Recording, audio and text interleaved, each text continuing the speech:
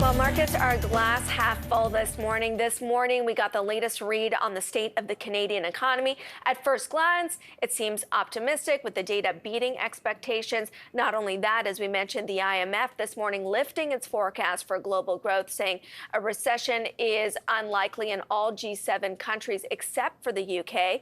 Our next guest is not quite as optimistic. He believes that Canada is going to experience a more severe recession than the U.S., and that will affect our housing and financial services sector. Joining us to unravel some of this, we've got David Doyle, Managing Director and Head of Economics at Macquarie Group.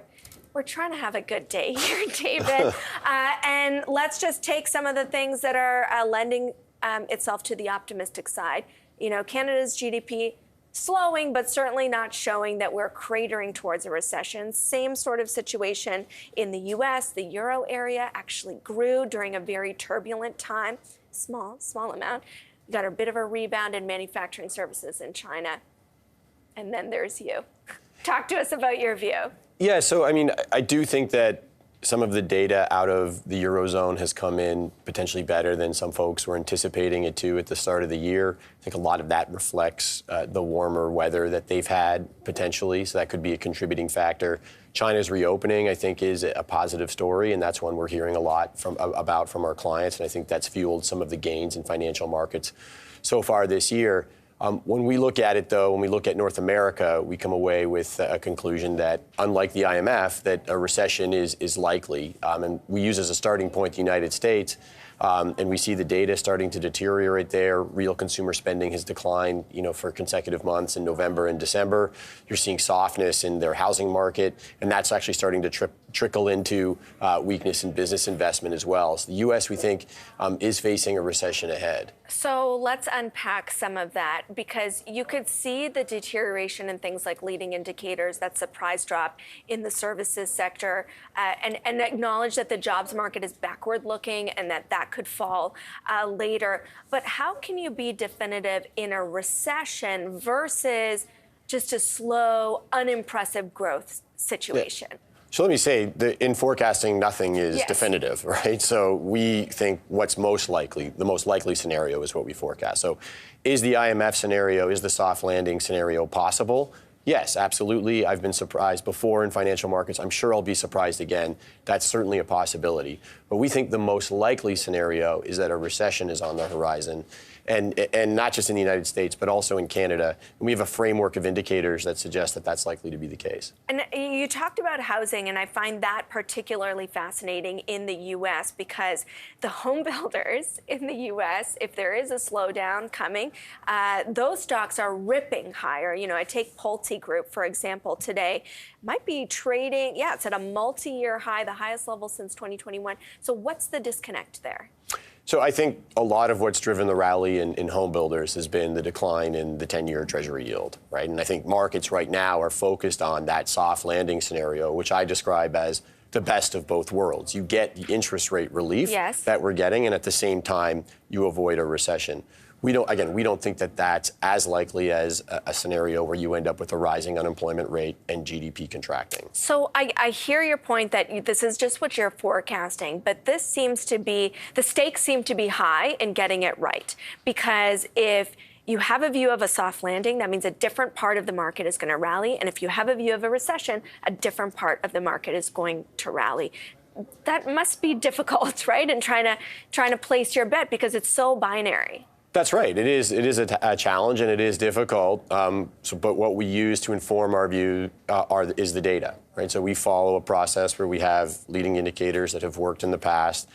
They seem to be following a trajectory that's consistent with a recession ahead, and that's what we're basing our view on. I know a lot of folks are emphasizing the labor market at the moment, but actually when you look under the hood of the labor market, there's lots of signs of softness, right? There's a trend in continuing jobless claims that's moved up. Worker confidence in the labor market has started to soften. Job openings, while elevated, have come off their peak. So there are signs that the labor market might not be as strong as some people suspect that it is in the United States. And how does your view of inflation fit into all of this? Well, we think inflation has likely peaked. And I think the question now is how quickly does it come in?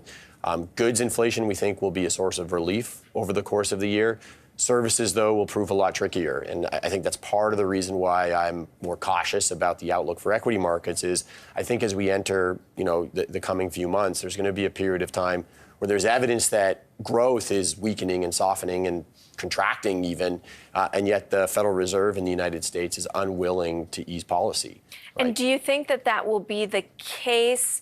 I'm sure you listened to the Bank of Canada yesterday, and I was surprised by the confidence that they had. And I wouldn't say it was quite a victory lap on inflation because Tiff Macklem did his best to hedge it, but he was also definitive that it's working. They've turned a corner on inflation, and they're just ready to pause from here.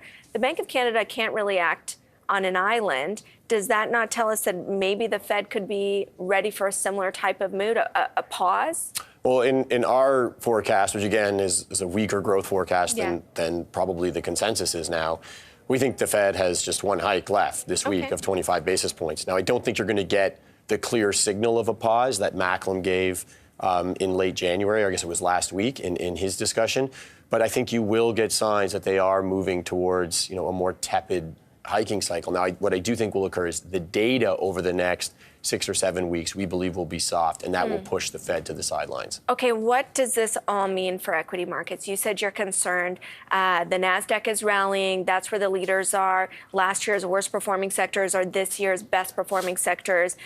Do you follow that? Do you believe in TSX outperformance for the year? How are you putting your views into practice? So I would think, the sectors that are more economically sensitive will be the ones that will struggle more. Right, so that has historically been the value sector. So those would be ones that we would be avoiding, and we'd be looking to more defensive / growth sectors or growth stocks as being the place to be in 2023. And that goes back to an old playbook. When growth is hard to come by in the economy, you're willing to go back to the growth sector. That's right. They also have tended to perform, or their performance has been heavily influenced by where the long bond interest rate is, so the U.S. 10-year Treasury yield.